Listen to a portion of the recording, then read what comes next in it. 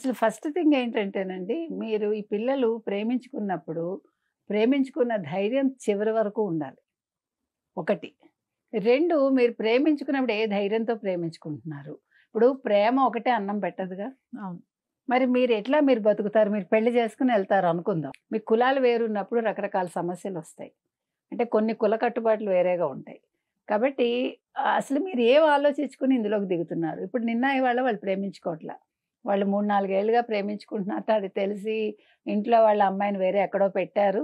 ఆ పిల్ల ఊర్లోకొచ్చిందో ఏదో మనకు తెలీదు. వీళ్ళిద్దరూ కలుసుకున్నారు. ఈ లోకేష్ అన్న పిల్లాడు వైష్ణవి అనుకుంటా అమ్మాయి పేరు. సో, ఈ లోకేష్, వైష్ణవి కలిపి ఈ గండికోట కొంచెం అటవీ ప్రాంతంలో ఉంటుందిటది. హ్మ్. అక్కడికి వెళ్లారు. ఇప్పుడు ఈ పిల్లాడు తీసుకొనెళ్ళాడు. వీళ్ళు వెళ్లారని చెప్పి ఎందుకంటే వీళ్ళ మీద నిఘా ఉంది ఆల్రెడీ. ఆ అమ్మాయి మీద ఇంట్లో నిఘా పెడుతూనే ఉన్నారు.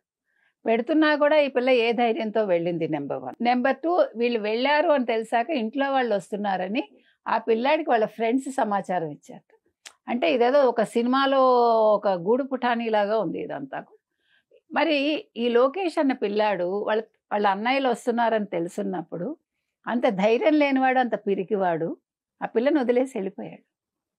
అలా కాకుండా నువ్వు తర్వాత రా, నేను ముందే ఎళ్ళిపోతాను, ఎళ్ళిపోవటం ఏంటండి? నువ్వు ముందు వెళ్ళు, నేను తర్వాత వెళ్తాననాలి దమ్ముంటే. ఒకటి.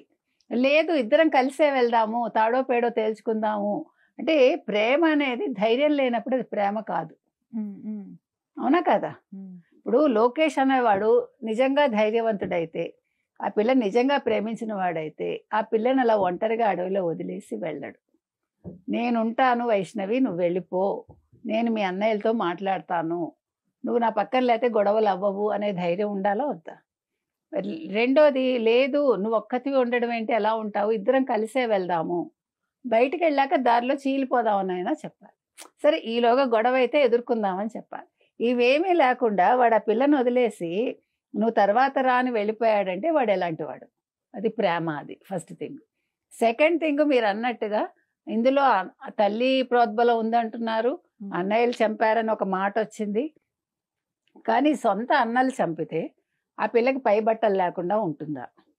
ఎంత కోపం ఉన్నా, ఎంత ఇది ఉన్నా, ఏ అన్నలైనా అలా చేస్తారా అనేది ఒక సందేహం. ఓకే. సరే మొత్తానికి పోలీసులొచ్చారు, చూసారు.